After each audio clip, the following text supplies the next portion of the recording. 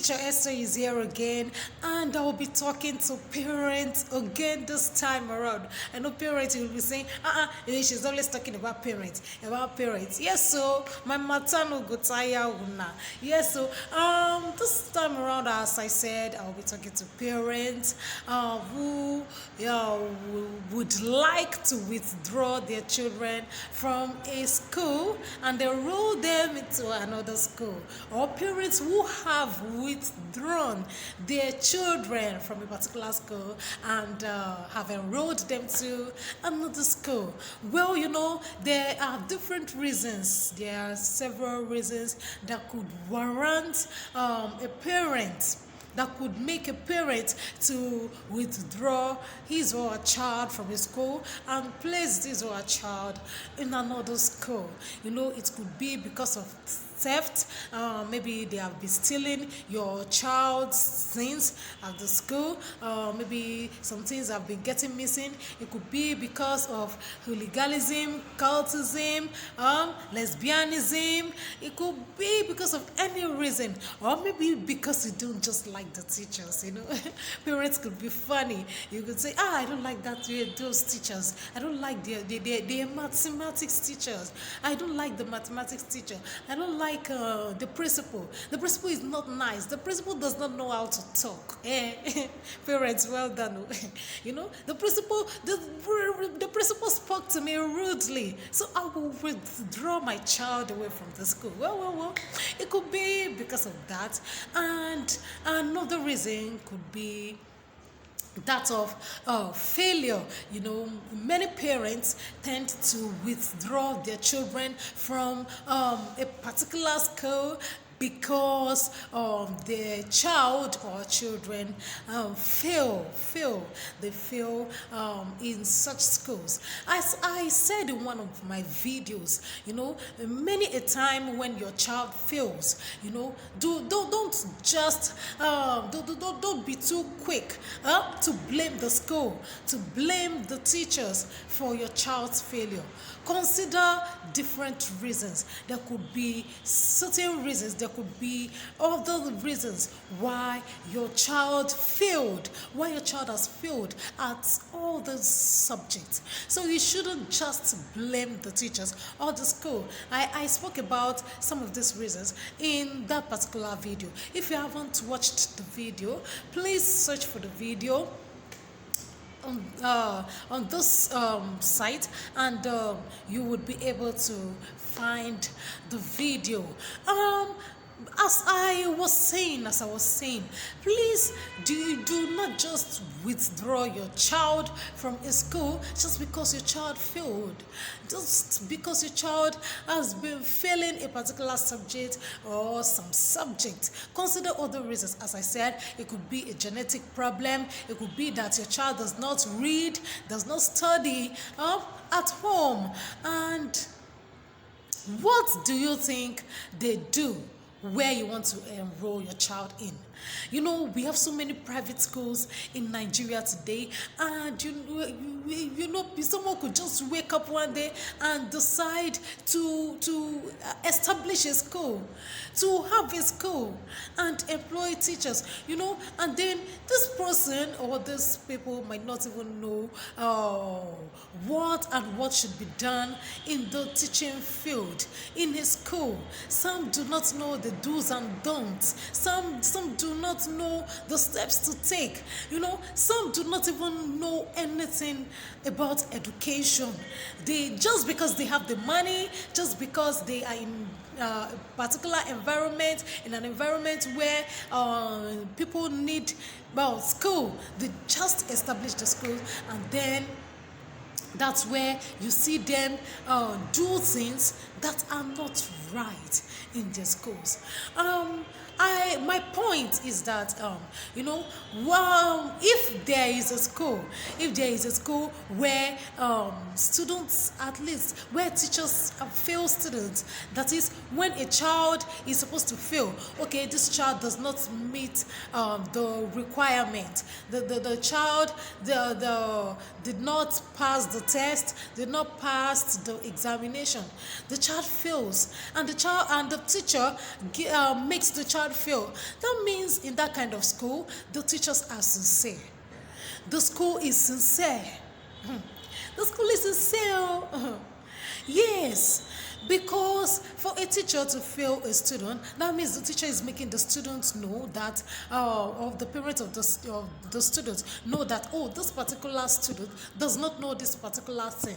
This particular student is not good at this subject, and the parent has to do something about it. Either the parent has to work on it, or the student has to work on it. That is the essence of being sincere, being sincere, being sincere by failing the child. Now, one thing some of you parents do not know is that there are some private schools that do not fail students. What do I mean by that? In some private schools, teachers are not allowed to fail students. That is, if a child is supposed to fail a subject, that is, if a child is supposed to have D7, E8, F9 in a particular subject. Now, in these private schools, such a student would not fail. Such a student could end up having C, B, or even A.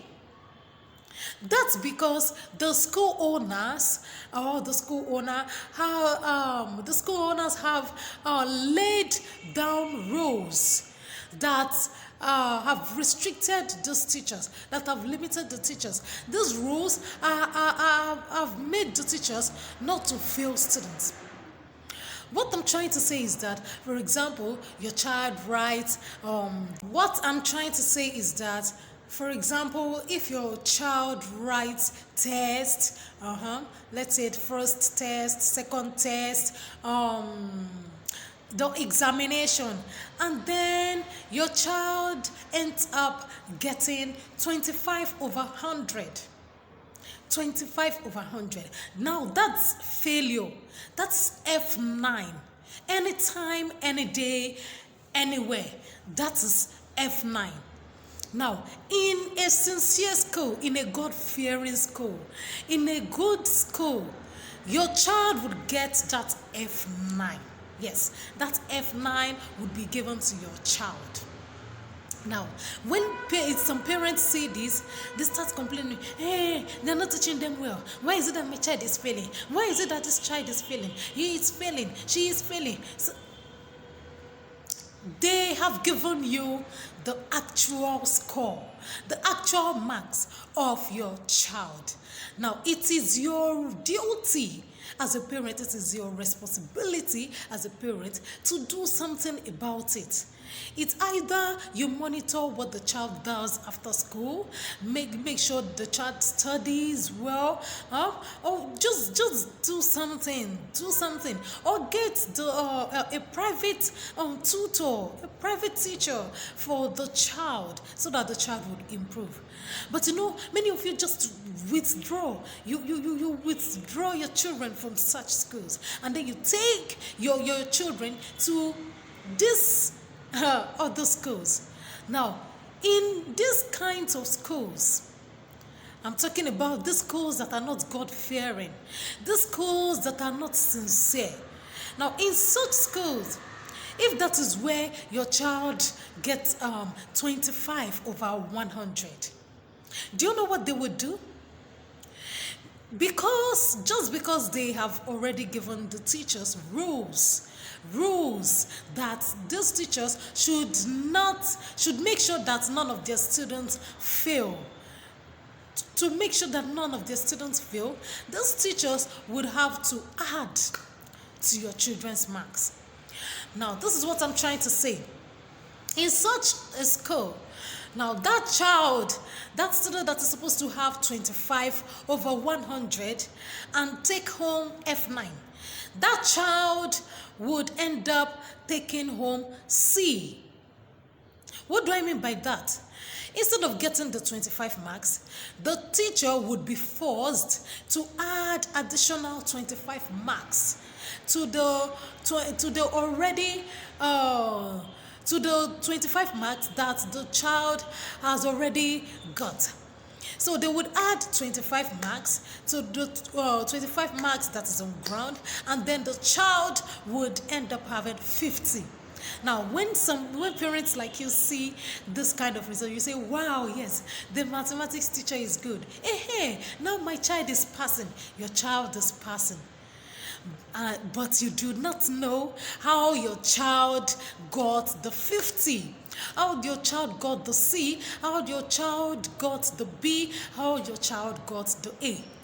And in the end of the day, your child would be having A1, A1, A1, B2, B2, B3, C, and you would be happy, you would be proud. I laugh at your foolishness. In fact, your foolishness is laughing at you.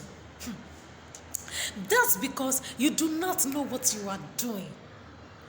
And I don't blame this